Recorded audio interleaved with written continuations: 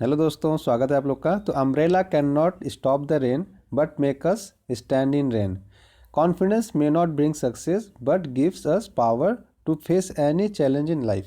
देखो सिंपल सा इसका मतलब ये है, ठीक है, कि अगर आपको मतलब परेशानियां हो रही हैं, ठीक है। एक एग्जांपल इसमें दिया जाता है कि अम्ब्रेला क्या करता है। अम्ब्रेला आपको पानी में खड़ी रहने की क्या करता है, शक्ति देता है, ठीक है। सेम ऐसे ही हमारा कॉन्फिडेंस होता है।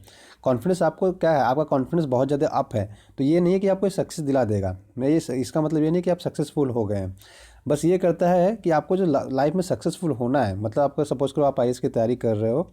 अगर आपके पास कॉन्फिडेंस है कि मैं कर सकता हूँ, मैं कर सकता हूँ, तो मैं कर सकता हूँ, तो आप एक दिन जरूर कर लेंगे। लेकिन आपको कॉन्फिडेंस ही नहीं है, आप बहुत ज़्यादा मेहनती हो, आपको कॉन्फिडेंस ही नहीं है कि यार मेरा नहीं हो पाएगा, लग रहा है मुझे नहीं हो पाएगा, तो जहाँ आपका प्रोबेबिलिटी बहुत ज़्यादा रहेगी होने का, वहाँ पे आप क्या हो जाएंगे, नीचे हो जाएंगे।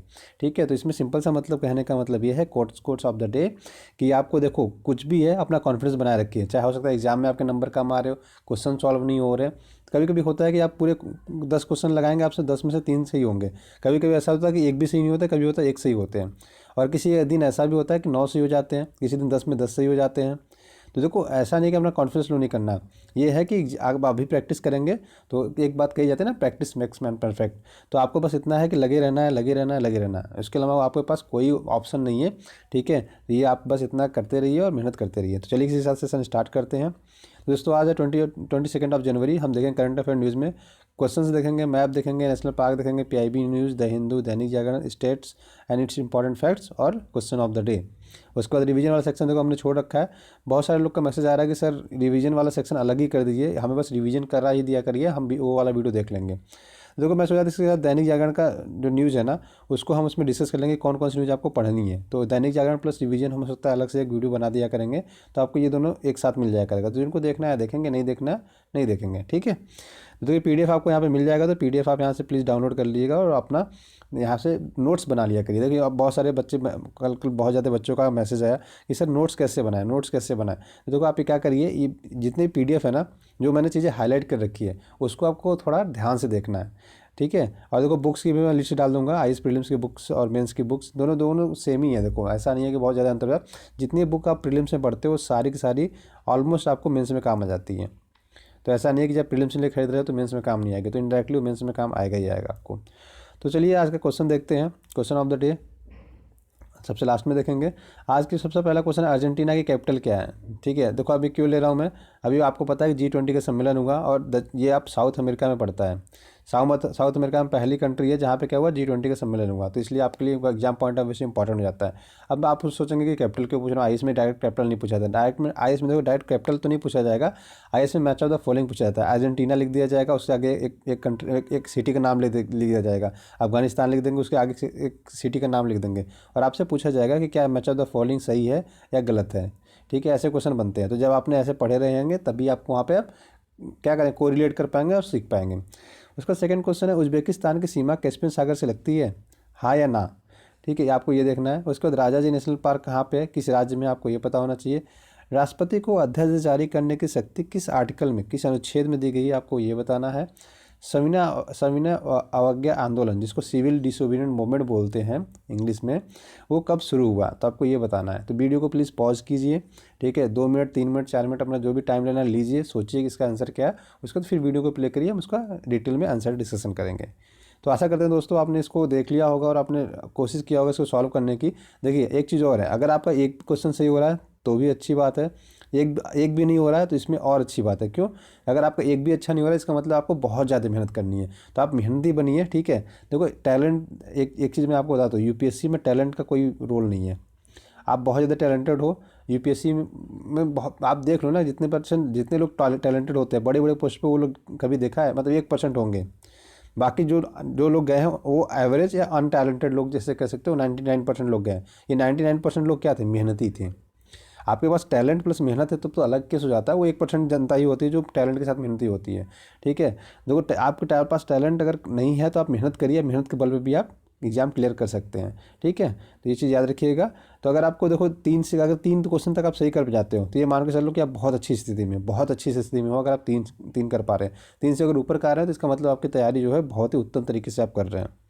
तो देखिए आंसर देखते हैं। तो अर्जेंटीना की दोस्तों कैपिटल दोस्तों ब्यूनस आयर्स है। यहाँ पे देखो आपको पता है कि G20 का सम्मेलन भी हुआ है, इसलिए आपके एग्जाम पॉइंट ऑफ व्यू से इंपॉर्टेंट हो जाता है। उज्बेकिस्तान की सीमा कैस्पियन सागर से लगती है कि नहीं, नहीं लगती है, हमने मैप में बहुत बार डिस्कस किया है, हमारे पास फिर भी देखेंगे। और उत्तराखंड में है आपका राजाजी नेशनल पार्क। राष्ट्रपति को अध्यादेश जारी करने की जो शक्ति है आर्टिकल 123 में, अनुच्छेद 123 में है। तो आर्टिकल 123 क्या होता है ये भी देखेंगे। सविनय अवज्ञा आंदोलन सिविल डिसोबीडियंस अमेंडमेंट 6 अप्रैल 1930 को चालू हुआ था। तो जैसा भी होगा, आपको कितने सही हो रहे हैं आप कमेंट करके एक बार जरूर बताइएगा दोस्तों। अब बात करते हैं देखो बियॉन्ड साइंस की। देखो बियॉन्ड साइंस यहाँ पे है, तो आप अगर देखोगे तो ये आपकी साउथ अमेरिका कंट्रियाँ कौन कौन सी एक बार देख लेते हैं हम इसी यहीं पे। Colombia, Venezuela, Guyana, Suriname, French Guiana. तो ये जो फ्रेंच गुयाना है ना, ये फ्रांस की टेरिटरी है, तो आप ये भी पॉइंट याद रखिएगा। उसके बाद ब्राज़ील आ जाता है इधर, फिर उरुग्वे, फिर इसके बाद आपका अर्जेंटीना, चिली, पेरू, इक्वाडोर। देखो आप पढ़ा भी ऐसे करिए, जैसे अगर जो तटीय राज्य हैं, तटीय देश हैं, ठीक है, ऐसे ऐसे घूमते हुए जो जो आपका मतलब तट से सीमा, समुद्र से सीमा लगी हुई है, ऐसे घूमते घूमते यहाँ तक पहुँची। जब यहाँ का खत्म हो जाए तो जो आपका बीच का जो लैंडलॉक कंट्री है, लैंडलॉक मैंने बताया था, जो किसी सीमा समुद्र से नहीं लगती उसको लैंडलॉक बोलते हैं। तो फिर उनको देखा करिए, तो ऐसे क्या रहेगा, आपको याद करने में भी दिक्कत नहीं होगी। तो देखो मैं तो ऐसे ही चला ना, मैंने Cambodia, Venezuela, Guyana, Suriname, French Guiana, Brazil, Uruguay, Argentina, Chile, Peru, Ecuador, और जो बच गया लास्ट में बोलाविया और पराग्वे। बोलाविया पराग्वे कैसे याद रखोगे कि लैंडलॉक है बीपी से, ब्लड प्रेशर होता है ना, ऐसे याद रख लो बीपी, ठीक है। बहुत सारे नाम होते हैं, तो बीपी से आप याद रख सकते हो बोलाविया और पराग्वे। ये चीज़ याद रखिएगा, आपको एग्जाम पॉइंट ऑफ व्यू से इंपॉर्टेंट हो जाता है। उसके बाद देखो कैस्पियन सागर की बात की थी मैंने, तो देखो उज्बेकिस्तान यहाँ पे और कैस्पियन सागर ये पूरा उज्बेकिस्तान का एरिया, तो कैस्पियन सागर इधर है। तो कैस्पियन सागर की जो सीमा लगती है रूसिया से लगती है, अजरबैजान, ईरान, तुर्कमेनिस्तान और कजाकिस्तान से, ठीक है। तो ये याद रखिएगा, अब उज्बेकिस्तान से इसकी सीमा नहीं लगती है। आगे बात करते हैं अध्यादेश क्या होता है। देखो आर्टिकल 123 मैंने बताया कि राष्ट्रपति को अध्यादेश जारी करने की शक्ति होती है। ये अध्यादेश की जरूरत तब पड़ती है जब बहुत ही बेहद खास विषय पर कोई कानून बनाना होता है, या तो फिर ऐसा होता है कि संसद के दोनों सत्र, ठीक है, कोई एक सत्र नहीं चल रहा हो, तब भी क्या होता है अध्यादेश लाया जाता है। आप ये पॉइंट याद रखिएगा। जब अध्यादेश लाया जाता है दोस्तों, तो क्या होता है कि उसको 6 मंथ के अंदर क्या करना पड़ता है, पास करना पड़ता है अपना संसद से। अगर ये पास नहीं कराया गया तो ये जो कानून बनाया गया होता है ये लैप्स हो जाता है, मतलब ये विखंडित हो जाता है और कैंसिल हो जाता है। अब देखो जैसे ही संसद चालू होगा तो आप याद रखिएगा उसको 6 हफ्ते के अंदर इसको पास करना होता है। मतलब ये है कि सपोज को आपने कानून बना दिया, तो आपको इसको 6 मंथ के अंदर संसद में आपको पास करना पड़ेगा, तभी ये कानून जीवित रहेगा, अदरवाइज ये इसकी मृत्यु हो जाएगी, ऐसे में समझ लिए। और जो टाइम पीरियड जाता है, जैसे ही संसद चालू हुआ, संसद का पहला दिन है, ठीक है, लोकसभा राज्यसभा का पहला दिन है, तो उसको 6 वीक के अंदर आपको पास करना है। अगर 6 वीक में आप नहीं पास कराया तो ये भी अध्यादेश लैप्स तब भी हो जाएगा, तो याद रखिएगा। लेकिन एक चीज़ इसमें और है कि एक अध्यादेश को हम कई बार ले आ सकते हैं, लेकिन उसमें बस थोड़ा सा आपको चेंजेस करना पड़ेगा, सेम नहीं होना चाहिए। आपको थोड़ा सा उसमें 2-4 लाइन आप ऐड कर दीजिए, 2-4 लाइन हटा दीजिए, तो क्या होता है नया हो गया, मतलब आपने थोड़ा सा चेंज कर दिया। तो आप थोड़ा सा चेंज करके कई बार भी अध्यादेश लाया जा सकता है, तो आप ये पॉइंट्स भी याद रखिएगा, ठीक है। चलिए आगे बढ़ते हैं। सविनय अवज्ञा आंदोलन की बात करते हैं। देखो सविनय अवज्ञा आंदोलन की बात करें अगर, तो ये एक्चुअली भारतीय राष्ट्रीय कांग्रेस ने लाहौर अधिवेशन जो हुआ 1929 में, इन्होंने उसमें घोषणा की कि क्या है, भारत को पूर्ण स्वाधीनता चाहिए। अब हुआ क्या था कि जब ब्रिटिश साम्राज्यवाद के विरुद्ध भारतीय कांग्रेस के द्वारा चलाया गया जन आंदोलन था, उसमें क्या 1929 में ब्रिटेन वालों ने कहा कि हम क्या करेंगे, भारत को औपनिवेशिक स्वराज्य का दर्जा देंगे। मतलब गवर्नमेंट हमारी होगी, हम इनडायरेक्टली हमसे आप जो भी करोगे पूछ के करोगे, गवर्नमेंट आप चलाइए, लेकिन जो कुछ भी करना हो तो सबसे पहले डिसीजन आप हम लेने से पहले आप हमसे बात करोगे, फिर हम ऐसे करेंगे। लेकिन जब लाहौर अधिवेशन हुआ, तो आप याद रखिए लाहौर अधिवेशन आपके लिए एग्जाम पॉइंट ऑफ व्यू से इंपॉर्टेंट हो जाता है। तो भारतीय राष्ट्रीय कांग्रेस की लाहौर अधिवेशन में क्या हुआ, पूर्ण स्वाधीनता की बात कही गई। तो ये क्वेश्चन बहुत बार एग्जाम में पूछ लिया जाता है, तो इसको आप प्लीज़ याद रखिएगा, आप एग्जाम पॉइंट ऑफ व्यू से मोस्ट इंपॉर्टेंट है। तो इस पर क्या हुआ, महात्मा गांधी जी ने फिर 6 अप्रैल 1930 को सविनय अवज्ञा आंदोलन को छेड़ दिया। और इसमें देखो उन्होंने कहा कि विशिष्ट जो गैर कानूनी कार्य है ना, उसको सामूहिक रूप से क्या करना, कम करके उसके ब्रिटिश सरकार को क्या करना, झुका देना। अब इसके अंतर्गत देखो जो कार्यक्रम चलाया गया, तो उसकी बात कर लेते हैं। नमक कानून, दांडी मार्च आपने सुना होगा, उसको शुरू किया गया। सरकारी सेवाओं में कहा गया कि आप लोग क्या पार्टिसिपेट न करिए, शिक्षा केंद्र और उपाधियों का क्या करिए, बहिष्कार करिए। महिलाओं ने शराबबंदी का काम किया। उसके बाद जो बच्चे थे उन्होंने स्कूल जाना बंद कर दिया, ठीक है। ऐसे ऐसे बहुत सारे इन्होंने क्या किया, इसमें मूवमेंट चलाए हुए थे। तो बस याद रखिए सविनय अवज्ञा आंदोलन किससे रिलेटेड है और कब चालू किया गया। तो 6 अप्रैल 1930 को चालू किया गया था, ठीक है। और 1900 लाहौर, ये आपका लाहौर अधिवेशन भी आप याद रखना है कि यहाँ पे पूर्ण स्वाधीनता की बात कही गई थी। चलिए आगे बढ़ते हैं। मानचित्र में देखो तो फ्रांस देखा तो हमने, फ्रांस स्पेन इधर से बॉर्डर लगती है, इधर इटली, स्विट्जरलैंड, ठीक है, जर्मनी, लग्जमबर्ग और बेल्जियम। तो आप याद रखिए इंग्लिश चैनल से यूनाइटेड किंगडम को अलग करता है, तो एग्जाम पॉइंट ऑफ व्यू से इंपॉर्टेंट है। कॉन्टिनेंट आप याद रखिएगा, ठीक है, नॉर्थ अमेरिका, साउथ अमेरिका। देखो अभी हमने अर्जेंटीना के बारे में पढ़ा, अर्जेंटीना यहाँ है, तो भारत से इधर पे है, तो आप ये भी याद रखिएगा, भारत से आप किधर है, भारत से इधर ईस्ट में है, ठीक है, ईस्ट इधर है, वेस्ट इधर है, ठीक है ना, पूर्व इधर है, पश्चिम इधर है, ऐसे याद रखिएगा। हम कहते हैं ना, हम कहते हैं ना आपका वेस्टर्न कल्चर क्या कर रहे हैं हम फॉलो करते जा रहे हैं, तो वेस्टर्न मतलब देखो ईस्टर्न कल्चर इधर आ जाता है, वेस्टर्न कल्चर इधर आता है, वेस्टर्न कल्चर अमेरिका, ये सारे क्या है हमारे वेस्ट में आते हैं, तो हम वेस्टर्न कल्चर के नाम से जानते हैं। तो आप ये भी याद रखिएगा कि हम पश्चिमी दुनिया के देशों के क्या करते हैं, उनकी सभ्यताओं को अडॉप्ट करते जा रहे हैं। आपने बहुत बार ऐसा वर्ड सुना होगा, तो इसीलिए कहते हैं कि हमारे ये वेस्ट में पड़ता है। चलिए आगे बढ़ते हैं। तो north America, south America, Africa, Europe, Asia, Australia और आपका अंटार्कटिका, ये टोटल 7 महाद्वीप है। आप याद रखिए सबसे बड़ा महाद्वीप एशिया का है, तो आपको ये भी याद रखना है, ये आपके एग्जाम पॉइंट ऑफ व्यू से इंपॉर्टेंट है। सबसे छोटा ऑस्ट्रेलिया है, तो ये याद रखिएगा। ओशियन की बात करें तो ओशियन 5 हैं, कौन कौन से, पैसिफिक ओशियन जिसको प्रशांत महासागर कहते हैं, अटलांटिक ओशियन जिसको अटलांटिक महासागर कहते हैं, इंडियन ओशियन, ठीक है, हिंद महासागर जिसको बोलते हैं, उसके बाद आपका साउदर्न ओशियन आ जाता है, उसके बाद आपका अंटार्कटिक ओशियन आ जाता है। तो ये पॉइंट्स याद रखिएगा एग्जाम पॉइंट ऑफ व्यू से।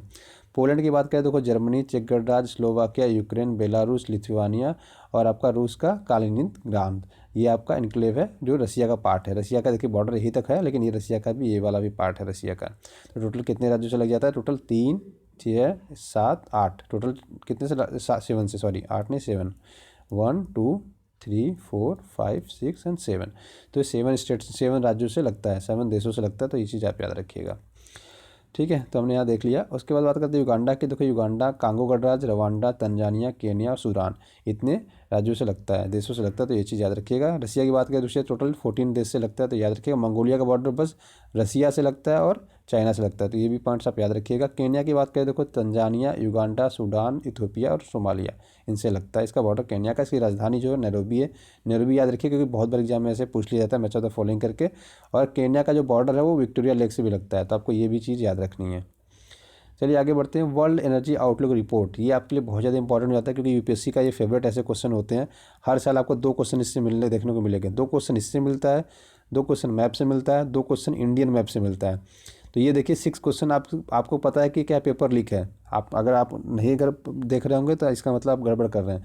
पेपर तो पहले ही 6 क्वेश्चन का देखिए लीक हो गया यहाँ पे, ठीक है। अभी जो हम इसमें डिस्कस कर रहे हैं, तो आपको क्या करना है, आपको मैप देखना है, ठीक है। उसके बाद आपको जितने रिपोर्ट्स हैं, करीब करीब 20 से 30 रिपोर्ट हैं, बस वो आपको रटना है। तो अभी वो नहीं डिस्कस करेंगे क्योंकि अभी जो एक एक रिपोर्ट आती है हम उसको पढ़ते चलेंगे। लास्ट में जब एग्जाम के 1 महीने रह जाएंगे ना, तब मैं आपको इसका 20-30 पूरे इंपॉर्टेंट रिपोर्ट रहे हैं पिछले 1 साल में, वो क्या करेंगे, आपको एक PDF प्रोवाइड करा देंगे, जिसको आपको बस रटना है, किसी भी हालत में आपको रटना है, क्योंकि उसमें सीधा पूछ लिया जाता है कि रिपोर्ट कौन निकालता है। 1 लाइन क्वेश्चन होता है, आपको जस्ट उसमें आंसर टिक करना होता है, ठीक है। तो आप याद रखिएगा आपको 2 क्वेश्चन ऐसे फ्री के मिल जाएंगे अगर आपने थोड़ी सी मेहनत कर दी तो। थोड़ी फ्री को तो नहीं, बट आपने मेहनत की है उसके पीछे, बट ये कि थोड़ी आसानी से मिल जाएंगे। तो आपके ऐसे क्वेश्चन गलत भी नहीं होने चाहिए। तो याद रखिए वर्ल्ड एनर्जी आउटलुक रिपोर्ट कौन निकालता है, किसके संस्था है, तो इंटरनेशनल एनर्जी एजेंसी के द्वारा वर्ल्ड आउटलुक रिपोर्ट निकाली जाती है। तो ये आपको याद रखना है, ठीक है। सॉरी अंतर्राष्ट्रीय कट गया है, अंतर्राष्ट्रीय ऊर्जा एजेंसी होगा, ठीक है।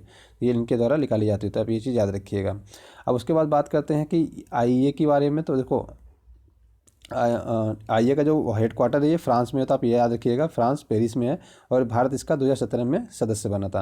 अब इसके IEA की स्थापना क्यों हुई, अंतर्राष्ट्रीय ऊर्जा एजेंसी की स्थापना क्यों इसका रीजन था कि 1973-74 में क्या हुआ, तेल संकट आ गया। जितने भी ओपेक कंट्री थे ना, उन्होंने तेलों की कीमत अचानक से बढ़ा दिया, ठीक है, अचानक से बढ़ा दिया। तो इस वजह से क्या हुआ, इन्होंने एक संगठन बनाया गया जिससे क्या है कि ऊर्जा सुरक्षा, आर्थिक विकास, पर्यावरण जागरूकता और दुनिया भर में क्या है इंगेजमेंट को क्या करना है, एक तरह से समन्वित करके चलना।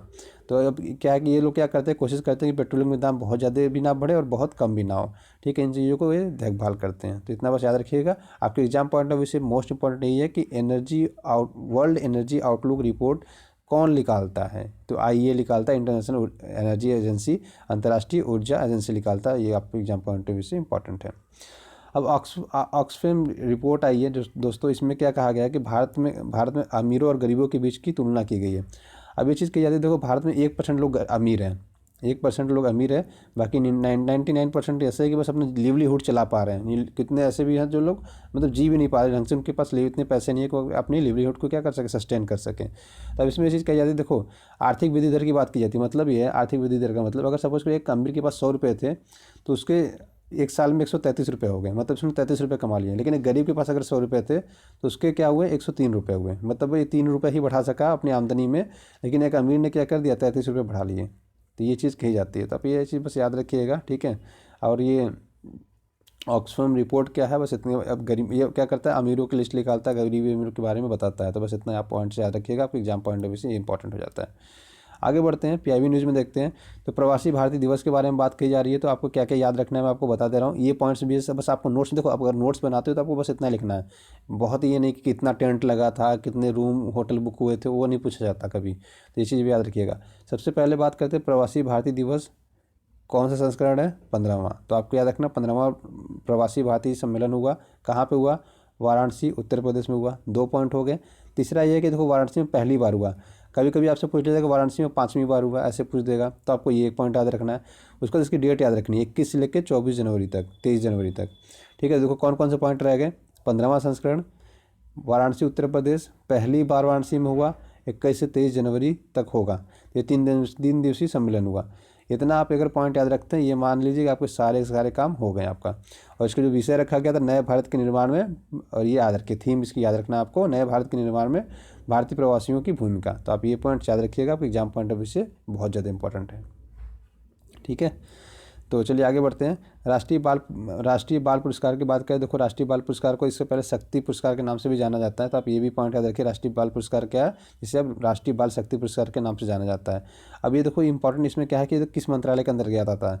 आपको लगेगा राष्ट्रीय बाल पुरस्कार किसके अंदर आ गया था, एमएचआरडी के लगेगा आपको। अगर आपको एमएचआरडी ऑप्शन मिल गया तो आप एमएचआरडी मार के आ जाएंगे, ठीक है। ह्यूमन डेवलपमेंट रिसोर्स के अंदर मार के आ जाएंगे इसको, लेकिन आपकी ये गलत हो जाएगा।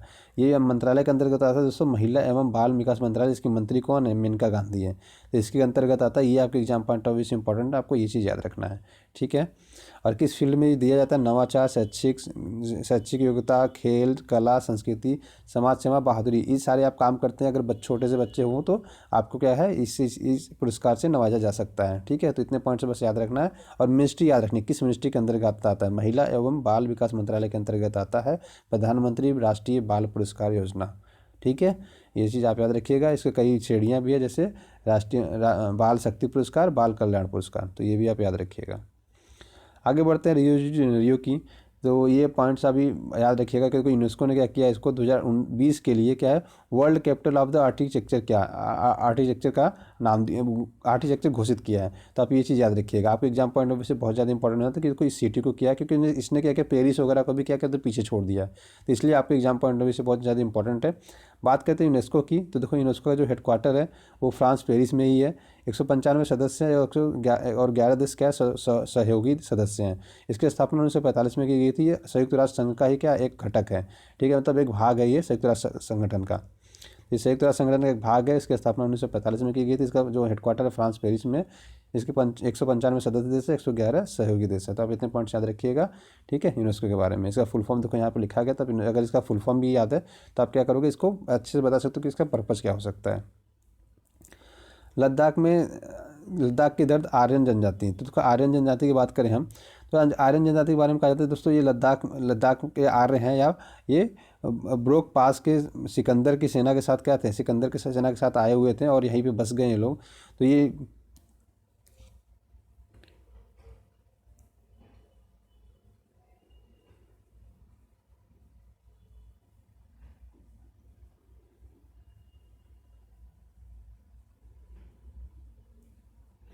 लद्दाख की दर्द,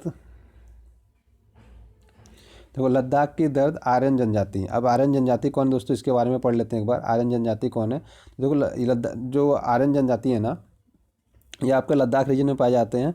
और इनको ब्रोक पास के नाम से भी जानते हैं। जो सिकंदर अलेक्जेंडर के जिनको हम जानते हैं, उनकी सेना के एक कहते पार्ट थे। ये लगभग 200 साल पहले, क्या 2000 साल पहले इस क्षेत्र में आए थे और यहीं पे बस गए थे। अब क्या हो रहा है कि जैसे मॉडर्नाइजेशन हो रहा है, ठीक है, बहुत ज़्यादा आधुनिकरण हो रहा है, बहुत ज़्यादा धर्मांतरण हो रहा है इनकी जगह पे। तो क्या है, अपनी समृद्धि को बचाने, अपनी संस्कृति को बचाने के लिए सरकार से रिक्वेस्ट करेंगे, प्लीज़ हमारे लिए कुछ करिए, वरना जो आधुनिकीकरण हो रहा है और जो प्रवास वगैरह लोग, मतलब पर्यटन वगैरह आते हैं, लोग धर्मांतरण की बातें करते हैं, तो यहाँ क्या इन जनजातियों में बहुत तेज़ी से क्या हो रहा है, चेंजेस हो रहे हैं। अब ऐसा क्यों भारतीय सेना ने गुहार क्यों लगाई? ये देखो भारतीय संविधान का आर्टिकल 46 जिसको अनुच्छेद 46 बोलते हैं, उसमें प्रावधान है कि राज्य क्या करेगा, समाज के कमजोर वर्गों के शैक्षणिक और आर्थिक हितों की क्या करेगा, उसकी रक्षा करेगा। ठीक है, तो ये है अनुसूचित जाति अनुसूचित जनजातियों का विशेष ध्यान रखेगा और उनके समाज में अन्याय और सभी प्रकार के शोषणों को क्या करेगा, सुरक्षित करेगा या संरक्षित करेगा। इस वजह से क्या है कि उन्होंने गवर्नमेंट से गुहार लगाई है। तो ये पॉइंट्स आप याद रखिएगा।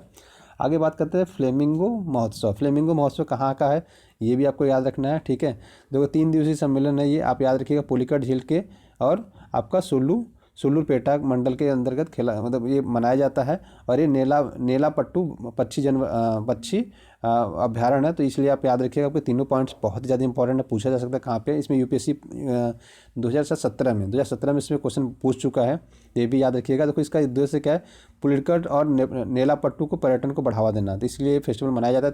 3 दिवसीय ये फेस्टिवल होता है। ठीक है, अब इसमें क्या होता है, प्रवासी पक्षी प्रजनन के लिए सर्दियों के मौसम के दौरान इस स्थान पर आते हैं। और इस साल कितने आए हैं, 90,000 क्या है पक्षी लगभग आए हैं। उसकी 80 प्रजातियाँ हैं लगभग, तो 90,000 पक्षियाँ आई हैं। तो ये आप याद रखें, नेलापट्टू आपका पक्षी अभ्यारण्य कहाँ पे है, आपके एग्जाम पॉइंट ऑफ व्यू से ये इंपॉर्टेंट हो जाता है। ठीक है, उसके साथ साथ देखो पुलिकट लेक के बारे में पूछा जाता है, पुलिकट लेक कहाँ पे है, तो आपको याद रखिएगा कि आंध्र प्रदेश और तमिलनाडु की सीमा पर है आपका पुलिकट लेक। ठीक है, आपसे ये बात बहुत बार पूछ लिया जाता है कि पुलिकट लेक कहाँ पे है, और इसकी स्थापना की गई तो 1976 को। तो ये पॉइंट्स आप याद रखिएगा, आपको एग्जाम पॉइंट ऑफ व्यू से इंपॉर्टेंट हो जाता है। उसके बाद बात करते हैं, देखो पुलिकट लेक तो मैंने लगभग बता दी सारी चीज़ें। जो पक्षी आते हैं देखो ये सारे आते हैं। ठीक है, जो सब इसका नाम है दोस्तों, इस पक्षी का नाम है पेलिकन। ठीक है, देखो यहाँ पे मैंने यहाँ पे लिख रखा है पेलिकन। इस पक्षी का नाम है पेलिकन। ऐसे पक्षी हैं, ठीक है, बहुत सारे आपने देखा होगा कि जो मतलब गंगा किनारे रहते होंगे उनको, वहाँ पे वाराणसी में जिन लोग रहते होंगे वहाँ पे बहुत देखा होगा। मतलब बहुत सारे याद नॉर्थ ईस्ट मणिपुर में आते हैं। तो प्रवासी जो पक्षी आते हैं अपने यहाँ पे आते हैं, ब्रीडिंग करते हैं, ब्रीडिंग करने के बाद फिर वापस चले जाते हैं। तो ये लंबी दूरी से तय करके आते हैं। तो याद रखिए पुलिकट झील के बारे में। तो ये पुलिकट की सीमा देखो दोनों राज्यों से लगती है, तमिलनाडु और आंध्र प्रदेश। ठीक है, तो ये चीज़ याद रखिए, आपको एग्जाम पॉइंट ऑफ व्यू से थोड़ा सा इंपॉर्टेंट हो जाता है। तो लोकेशन देख लेते हैं। देखो पुलिकट लेक यहाँ पे है, अगर भारत को देखो तो ये यहाँ वाला एरिया भारत का। ठीक है, साउथ वाले पार्ट में, तो ये है पुलिकट लेक आपका। ठीक है, देखो ये वाला बॉर्डर है कहाँ पे है, ये वाला सॉरी, इधर आपका तमिलनाडु आ जाता है, इधर आपका आंध्र प्रदेश आ जाता है। ये पॉइंट्स आप याद रखिएगा। ठीक है, तो आपके एग्जाम पॉइंट ऑफ व्यू से देखो इसमें क्या क्या इंपॉर्टेंट हो जाता है, मैं आपको एक चीज़ बता रहा हूँ। एक तो फ्लेमिंगो फेस्टिवल पूछ लेगा आपसे, ये बताना रहेगा आपको। उसके अलावा क्या याद रखना पड़ेगा, नेलापट्टू पक्षी अभ्यारण्य कहाँ है, तो ये याद रखिएगा आंध्र प्रदेश में है। आपको एग्जाम पॉइंट ऑफ व्यू से इंपॉर्टेंट हो जाता है। ठीक है, ये दोनों नाम याद रखिएगा, पुलिकट और आपका सुल्लूरपेटा। आप ये दोनों याद रखिएगा, आपके एग्जाम पॉइंट ऑफ व्यू से ये 3-4 चीज़ें इंपॉर्टेंट हो जाती हैं। और पुलिकट क्या है कि आपका आंध्र प्रदेश और आपका तमिलनाडु की सीमा पर लगती है। ठीक है, अब बात करते हैं सुपर ब्लड वुल्फ मून। ठीक है, सुपर ब्लड वुल्फ मून। ये क्या है कि अभी आप दोस्तों 21 जनवरी को क्या हुआ कि मतलब आपका चंद्रमा था ना, उसका रंग लाल हो गया। क्यों हो गया, हुआ क्यों, इसका रीज़न कि इसको जो आप चंद्रग्रहण बोलते हैं एक्चुअली में। ठीक है, तो आप पहले वो भी समझेंगे कि हम क्या है, तो ग्रहण बोलते हैं, तो ग्रहण क्या होता है, चंद्रग्रहण क्या होता है, तो हम वो भी समझेंगे अभी कॉन्सेप्ट। तो हुआ क्या कि देखो पृथ्वी पे जब सन की राइज पड़ती है ना, तो पृथ्वी के से रिफ्लेक्ट होकर इनके ऊपर जब रेज जाती है। सपोज करो, मैं एग्जांपल के थ्रू समझाता हूँ आपको। सपोज करिए पृथ्वी है, मैं यहीं पे समझाता हूँ। देखिए अब होता क्या है कि जैसे ये सन है, अगर सन ये पृथ्वी पर इसकी लाइट पड़ी और ये इसकी लाइट रिफ्लेक्ट होकर कहाँ पे चली जाए, चंद्रमा पर चली जाए, तो क्या होता है, इसके कारण क्या होता है, चंद्रमा थोड़ा मतलब रेडिश सा हो जाता है। तो ठीक है, इसी वजह से इसको क्या कहते हैं हम इसको, ठीक है, सुपर ब्लड मून कहते हैं कि लाल कलर में हल्का हो जाता है, तो इसके लिए हम इसको आपको सुपर ब्लड मून कहते हैं। अब देखो इसमें एग्जाम पॉइंट ऑफ व्यू से आपको क्या इंपॉर्टेंट है, तो आपको ये सारी चीज़ें याद रखनी है। चंद्रग्रहण से संबंधित समतालियाँ, लूनर एक्लिप्स बोलते हैं, सोलर एक्लिप्स भी होता है। तो चंद्रग्रहण क्या होता है, ठीक है, तो ये चंद्रग्रहण से पीछे वाले में अभी आगे वाले स्लाइड में पढ़ लेंगे। और सोलर एक्लिप्स जिसको सूर्य ग्रहण बोलते हैं। सुपर मून क्या होता है, ये देखिए, सुपर मून का मतलब है पृथ्वी के करीब आ जाता है चंद्रमा, तो उसमें क्या होता है 7 से 15% चंद्रमा अधिक बड़ा और चमकीला दिखाई देता है। ब्लड मून मैंने बता दिया कि जो पृथ्वी का प्रकाश से क्या होता है, चंद्रमा पर पड़ती है और चंद्रमा क्या होता है, रेड कलर का दिखाई देने लगता है, जिसको हम ब्लड मून कहते हैं। उसका ब्लू मून क्या कहते हैं, एक ही कैलेंडर के 2 महीने में क्या होता है, चंद्रमा 2 बार पूर्ण दिखाई देता है, तो उसको हम ब्लू मून कहते हैं। तो आप ये कॉन्सेप्ट याद रखिएगा। अब बात करते हैं देखो solar Eclipse, lunar Eclipse. Lunar Eclipse क्या होता है, जिसको चंद्रग्रहण बोलते हैं, जब सूर्य और पृथ्वी, मतलब सूर्य और चंद्रमा के बीच में सूर्य और चंद्रमा के बीच में पृथ्वी आ जाता है, तो उसको हम क्या बोलते हैं, लूनर इक्लिप्स, चंद्रग्रहण बोलते हैं। ऐसे याद रखिएगा, सूर्य और चंद्रमा के बीच में कौन आता है, पृथ्वी आता है। पृथ्वी आता है क्या होता है उसके बाद इस पर लाइट नहीं पड़ती है, तो हम क्या कहते हैं, चंद्रग्रहण लग गया। चंद्रमा को क्या कर लग गया, ग्रहण लग गया। क्यों, क्योंकि अगर पृथ्वी बीच में आ जाएगा तो इनको रोशनी नहीं मिलेगी। ठीक है, उसके बाद आपको बात करते हैं सूर्य ग्रहण। तो सूर्य ग्रहण कब होता है, जब चंद्रमा बीच में आ जाता है। ठीक है, तो वो पृथ्वी कहीं नहीं आता। तो याद रखिए कोई पृथ्वी ग्रहण नहीं होता, या तो सूर्य ग्रहण होगा या तो चंद्र ग्रहण होगा, ये याद रखिएगा। अब बीच में चंद्रमा आ जाता है तो क्या होता है कि जो सूर्य की किरणें आती हैं ना, ये क्या होता है, सूर्य की किरणें पृथ्वी पर नहीं आ पाती। आप ऐसे देखोगे, ठीक है, देखो अब यह क्या कि जैसे ही चंद्रमा बीच में, यहाँ पे चंद्रमा आ गया, मैं थोड़ा, हाँ देखिए चंद्रमा जैसे बीच में आ गया, अब इसकी रोशनी जब आती रहेगी देखो तो पूरा ये बन नहीं पाता। अगर आप यहाँ पे खड़े होकर देखोगे तो आप क्या, पूरा सूर्य आपको दिखेगा ही नहीं।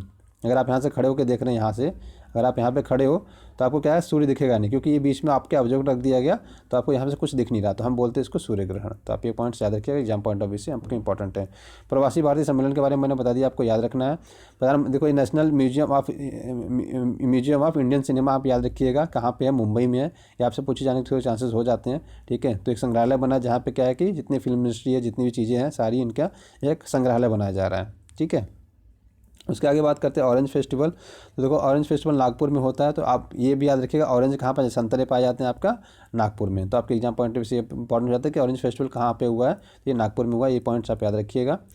ठीक है, अब आगे बात करते हैं लिंगायत समुदाय की। तो ये देखो, ये लिंगायत समुदाय क्या है ये भी जानेंगे हम। तो ये देखो, इसके धर्मगुरु और कर्नाटक स्थित तुमकुर स्थित सिद्धगंगा मठ के महंत शिव कुमार स्वामी का 111 साल की एज में क्या हुआ, निधन हो गया इनका। तो ठीक है, 3 दिवसीय राजकीय शोक घोषित किया गया कर्नाटक में। अब देखो ये लोग जो लिंगायत समुदाय है ना, ये बहुत टाइम से मांग करने का है कि एक अलग इनको धर्म का दर्जा देने के लिए। अब ये है एक्चुअली हिंदू धर्म के पार्ट, लेकिन ये मानते हैं कि क्या है, हम हिंदू धर्म के पार्ट नहीं है। इसकी स्थापना देखो 12वीं शताब्दी में की गई थी, बासवन्ना। ठीक है, इनके संस्थापक थे। तो आप ये पॉइंट याद रखिएगा। इनके जो विचार हैं क्या है, मृत्यु के बाद ये शव को जलाते नहीं है, दफनाने की परंपरा इनके में है। तो इसलिए कहते हैं कि हमारी परंपरा क्या है, हिंदुओं से थोड़ी सी अलग है। ठीक है, अब ये क्या कहते हैं, देखो एक चीज़ और कहते हैं, ये जन्म नहीं बल्कि कर्म के आधार पर वर्गीकरण की पैरवी करते हैं। मतलब आपका जो कर्म के आधार पर आपका वर्गीकरण होगा, ना कि जन्म के आधार। मतलब आप किसी जाति में पैदा होगा तो ऐसा नहीं कि आप इस जाति के, नहीं, आप जैसा कर्म करेंगे उस हिसाब से उसको आपको कैटेगरी में रखा जाएगा कि आप इस कैटेगरी में आ रहे हैं। ठीक है, लड़ाके हैं तो आप क्षत्रिय से रखे जाएंगे, पंडित है तो आपको ब्राह्मण में रखा जाएगा। ठीक है, तो अपने काम के हिसाब से आपको क्या है, आपको अपनी उस कैटेगरी में रखा जाएगा, ऐसा है। उसके साथ साथ क्या है कि ये हमेशा से देखो मांग करते हैं क्या, हम हिंदू धर्म से अलग है, हम हिंदू धर्म से अलग मान्यता दी जाएगा। अब कर्नाटक की बात करें तो कर्नाटक में लगभग 18% आबादी है लिंगायत समुदाय की। तो देखो लगभग सारे पॉइंट्स मैंने बता दिए जो एग्जाम में आपसे पूछे जा सकते हैं। ठीक है, तो स्टेट में लगभग देखो ये सारी रिवीजन आप लोग करते रहिएगा। ठीक है, तो गोवा की अगर बात करें तो गोवा के जो सीएम है मनोहर पर्रिकर हैं, और यहाँ के गवर्नर कौन है, मृदुला सिन्हा है। ठीक है, और कोंकणी यहाँ की लैंग्वेज है। तो ये पॉइंट्स आप याद रखिएगा। और इसके बाद वेस्ट बंगाल की बात करें तो 26 जनवरी 1950 को इसकी स्थापना, सुंदरबन यहाँ पे नेशनल पार्क है, और इसका धनुषी आपका यहाँ पे डांस है। तो ये पॉइंट्स भी आप याद रखिएगा। ठीक है, अब देखो कल का जो क्वेश्चन पूछा था मैंने कि भारत की स्थलीय सीमा सबसे ज़्यादा किस देश से लगती है, तो सबसे ज़्यादा देखो बांग्लादेश से लगती है। ये रटना नहीं है आपने, ये चीज़ याद रखिएगा। ये आपको रटने ही, ऐसा नहीं करिएगा कि रटने बैठ जा रहे हैं। आपको बस इतना याद रखना है, सबसे ज़्यादा सबसे कम, बस आपका काम हो गया। ये बीच वाले आपसे कभी नहीं पूछे गए हैं, ना पूछे जाएंगे, ये भी याद रखिएगा। बस इतना याद रखिएगा कि सेकंड हाईएस्ट सेकंड लोएस्ट कौन सा है। ऐसे बांग्लादेश के बाद चाइना है, यहाँ पे अफगानिस्तान के बाद भूटान है। बस इतना अगर ये भी याद रखेंगे तब भी चल जाएगा। अगर ये नंबर याद रखना है तो बस आप सबसे ज़्यादा सबसे लास्ट वाला याद रखिएगा, 4,096 और आप 106, बस इतना याद रखिए। लास्ट में दोनों के 6 हैं। ठीक है, तो आप ऐसे भी याद रख सकते, तो लास्ट में दोनों के 6 हैं। बस इतना याद रखिए। बांग्लादेश से सबसे ज़्यादा हमारी सीमा लगती है, तो आप याद रखिए असली सीमा। आज का क्वेश्चन है दक्षिण भारत की सबसे ऊंची चोटी का नाम बताइए। देखो आज का क्वेश्चन मैंने थोड़ा सा टफ रखा है, टफ इसलिए रखा कि आप गूगल करिए। अगर आपको नहीं आता है तो प्लीज़ गूगल करिए, क्योंकि अगर आपने गूगल किया तो आपको कभी भूलेगा नहीं, इसकी गारंटी मैं दे रहा हूँ। आप भूल ही नहीं पाएंगे। क्यों? क्योंकि आपने उसको सर्च किया, खोजा कि ऐसा क्या है, उसके बाद आपने उसको टाइप किया, फिर आपने इंटर किया, तो आपको लॉन्ग टर्म तक क्या रहेगा, याद रह जाएगा। ठीक है, तो देखो जिन्होंने कल उत्तर दिया था, ठीक है, तो उनके मैंने नाम यहाँ पे रखे हैं। ठीक है, धर्मेंद्र जाजोरिया, ठीक है, राजेश राठौर और ईसा चिलवानी। ठीक है, तो आपका भी नाम यहाँ पे हो सकता है। जो भी है आप अपना कमेंट जरूर किया करिए प्लीज़। अगर आपको आंसर नहीं पता है तो जस्ट गूगल किया करिए। ठीक है दोस्तों, तो चलिए आगे बढ़ते हैं। तो रिवीजन वाला सेक्शन अभी हम अब अलग से न्यूज़पेपर में, अलग से जब दैनिक जागरण का न्यूज़पेपर देखें तो उसमें हम क्या करेंगे, ऐड कर लिया करेंगे, या अलग से में ही बस रिवीजन का सेक्शन अलग से कर लिया करेंगे। तो एक 5 से 10 मिनट की वीडियो बनेगी बस रिवीजन की, तो उस पर हम देख लिया करेंगे। ठीक है, तो दोस्तों आपसे रिक्वेस्ट है कि प्लीज़ चैनल को सब्सक्राइब कर लीजिएगा। ठीक है, और हमेशा की तरह ये देखो सब्सक्राइब बटन है, आप यहाँ पे सब्सक्राइब बटन में क्लिक कर लीजिएगा। ये बेल आइकन इस पर क्लिक कर लीजिए, जिससे कि आपको तुरंत मैसेज वगैरह सारा मिल जाया करेगा, ठीक है। ये व्हाट्सएप नंबर, इस पर हाई लिख के आप भेज सकते हैं, ठीक है। अब एक चीज़ और कहेंगे दोस्तों आपसे कि मतलब ऐसा नहीं है कि होपलेस नहीं हुई है, देखिए बट आपके पास बहुत समय है। आपके पास अभी जनवरी का 10 दिन बचा है, फेब बचा है, मार्च बचा है, अप्रैल बचा है, मई बचा है। आपके पास 4 महीने, आप 4 महीने में आराम से प्रीलिम्स निकाल सकते हैं, बस मेहनत करते रहिए, ठीक है। तो हमेशा की तरह खुश रहा करिए, लोगों में प्यार बांटते रहिए, और God bless you all. Thank you so much, have a great day. Thank you.